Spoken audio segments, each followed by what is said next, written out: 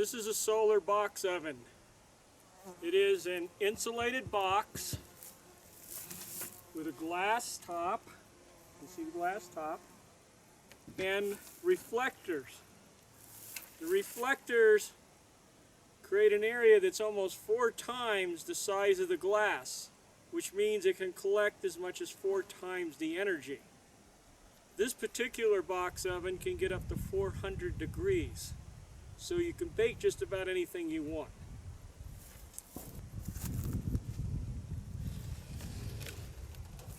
When you're using it, you need to follow the sun, which means when the sun is low in the sky, you need to tilt it, and as the sun circles across the sky, you need to rotate it. On the back, there's actually a post that you can pull out and lock in to tilt it at various angles. As the sun gets higher, you simply shorten the post.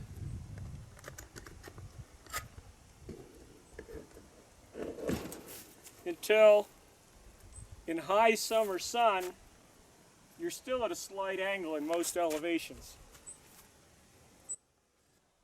The glass lid is actually a tempered piece of glass, so it won't break as easily. It has a rubberized lifting handle, which when it gets hot, you want to be using gloves. That allows you to put things in and take them out. Normally this is on the ground, so it's a little easier to put something in here.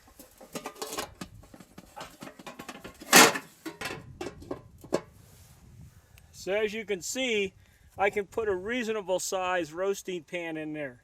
That roasting pan will probably hold a chicken or a rabbit. And you'll notice it's sitting on a tray, not on the base of the box. The reason is that that tray is gimbaled. It's only supported on 2 ends. And that way, as you tilt the oven, depending on the angle of the sun, your food in the pot always stays level.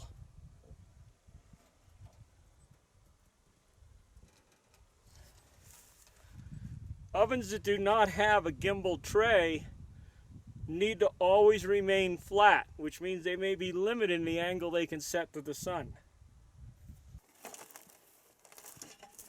And if you need to seal the glass pretty tight, keep heat in it, there's actually a little knob over on this side that will secure the glass. Sometimes, if you have a lot of liquid in there and it steams up the glass, you will actually open this a little bit to let the moisture out. Now, one question that always comes to mind is, how do I know if I'm pointed correctly at the sun? Because if you're not going to be collecting the maximum amount of power. You can kind of guess, or in this case, I've made myself a little block that has been cut with a slot that fits the angle of the reflectors. And then there's a screw in it that's perpendicular to the block, which means it's also perpendicular to the glass. I can look at the shadow and determine if I'm pointed directly at the sun. So in this case, I can rotate it some, and I may need to tilt it some. Normally, I will put the shadow where the sun will be in 20 to 30 minutes. And then I will wait until the shadow moves to the other side, about the same amount, so that in total, I don't need to move the cooker for as much as 45 minutes to an hour. This particular model was a compromise between a reasonable size oven, one that I could put a pan this big into, maybe 1 loaf of bread, and being portable. For that reason, the reflectors were designed to close up. There's a little knob down here that keeps the reflector in place. Once I release that, 2 sides, pull them in, and fold them down on top. So then they also protect the glass during transport. And now I can pick it up and put it in my car and go someplace else. Or, you notice how the reflectors were flapping a little bit even in a light wind. You can pick it up and move it to a calmer side of a building, but still in the sun. So you may have to move this around during the day based on where the wind is coming from and where the sun is. Now there is a limitation to how far I can tilt this. If I go too far, the gimbal tray inside will hit the glass, or it'll actually fall forward because the leg isn't long enough and it becomes front heavy. So it is not necessarily good to use this in the winter when the sun is low, or early in the morning or late in the evening when the sun is also low. However, people have discovered that the gimbal tray easily pops out. And after you've done that, you can actually take the oven, put it up on a table like I have here, lay it down on its back, and now you can use it in the winter or early in the morning. You don't have the advantage of being able to tilt it. You tilt it a little bit, but not a whole lot, because the food inside is going to be sitting on a flat surface. You tilt the box, you're going to tilt the food a little bit. But this allows you to point it at the morning sun or the low winter sun. So it's very versatile. It works 12 months a year, surprisingly. Even on a cold winter day, it can get up to 350 degrees. So this also is a solar box oven. It has an insulated box, it has a glass cover, and it has reflectors. What's different about this versus the other one? Obviously, it's much bigger, which means maybe I can put more things in it. Some basics on it. This one is not portable. It takes over 2 people or more to lift it up and move it. To tilt it, it's on a gimbal, so the whole box will tilt. And it will tilt right down to horizontal, which means you can start pointing it with the first rays of sunrise and follow all the way to sunset. And you can tilt it all the way to full vertical. That's if you were at the equator. Here the most I ever need to go is about 75 degrees.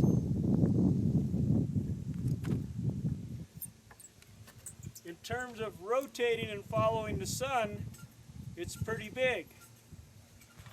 If it's sunrise, is right where the camera is, obviously I would be tilting it pretty low.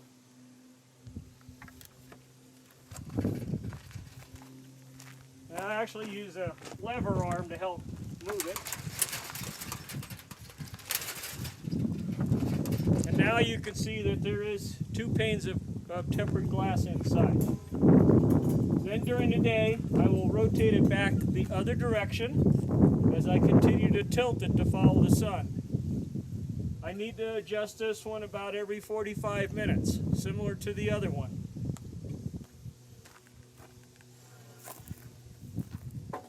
If you look closely, the wheels on the bottom are not lined up like a car or a wagon that makes it go straight. Each one is perpendicular to the center, which means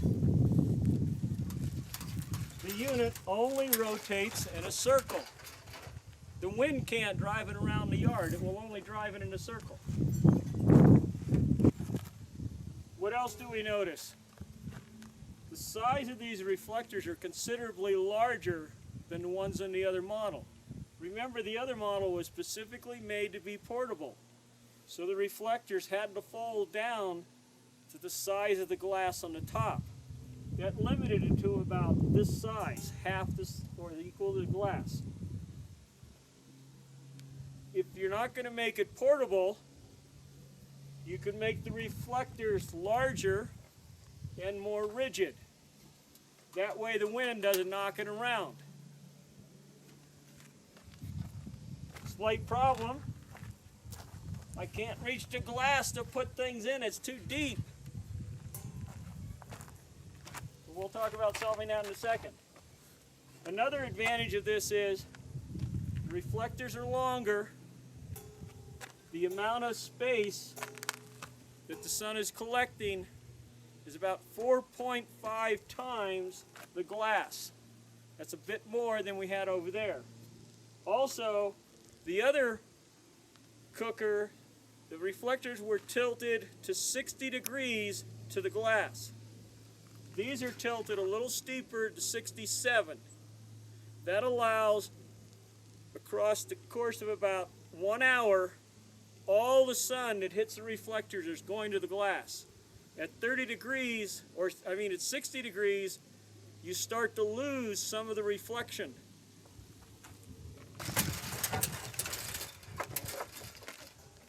Remember I said I could not reach in to open the glass? That also means I can permanently adhere the glass to the box. And I can put a door on the back side. This door lets me conveniently remove it to insert food, take food out. The door also has another piece of glass on it, so you can actually see things baking inside without having to open it. Inside, there's a gimbal tray, so the food stays relatively level. Sometimes if the pot is not centered properly, it won't rotate properly. I have a thermometer in this one so I know how hot it's getting. If you notice around this edge, looks like charred wood. Mistake in building this was building the internal frame out of wood. This one gets up to 400 degrees or even hotter. Wood will char at that temperature over a long period of time. When I rebuild this, I'll use metal framing on the inside.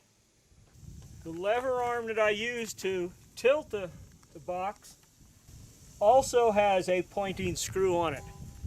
You may be able to see the shadow here that says I need to tilt it back some more. And because you're taking the door off, taking food out, and then replacing the door, there's actually a shelf next to it so that you can place food on it that will be flat even though the box is tilting. This particular unit is big enough and heavy enough that the wind cannot move it around. It's made of durable outside material. Since it's not portable, it lives outside 12 months a year. But that means I don't have to take it out of storage, set it up before I can use it, and remember to put it away later. If I want to use this, I come outside, I rotate it to the sun, I tilt it to the sun, I usually preheat it. When it gets up to the temperature I want, I open the door, bring the food out, put it in, and then I just follow the sun until the cooking time's over. This unit is big enough that I actually roasted a 17-pound turkey on Thanksgiving. And it can be used 12 months a year in my climate. We get that much sun. Even if it's 20 degrees outside, if it's full sunny, this thing will still get up over 350 degrees.